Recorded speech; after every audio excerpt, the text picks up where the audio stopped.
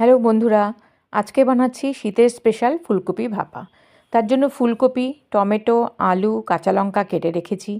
ভিজিয়ে রেখেছি সাদা কালো সর্ষে, ধুয়ে পরিষ্কার করে রেখেছি ধনেপাতা। প্যানে সর্ষে তেল দিয়ে গরম হলে লম্বা করে কেটে রাখা আলু, কাঁচা লঙ্কা, ফুলকপি আর টমেটোগুলো দিয়ে দিচ্ছি। বেশ কিছু সময় নাড়াচাড়া করে দিচ্ছি পরিমাণ মতো নুন আর হলুদ। নুন হলুদটাকে ভালো করে সবজির সাথে মিশিয়ে নিয়ে ঢাকা দিচ্ছি ভাজা ভাজা হওয়ার জন্য। দু একবার মাঝে মাঝে নাড়াচাড়া দিয়ে নিয়েছি। ঢাকনা সরিয়ে দিয়ে দিচ্ছি সাদা কালো সর্ষে বাটা আর পরিমাণ মতন গরম জল। স্বাদের ব্যালেন্সের জন্য দিচ্ছি একটু আখের গুড়।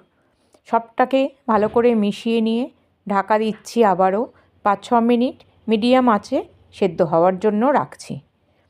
তারপর 5-6 মিনিট পর ঢাকনা সরিয়ে দিয়ে দিচ্ছি কিছুটা কাঁচা সর্ষের তেল আর দিচ্ছি আগে থেকে কেটে রাখা ধনেপাতাগুলো।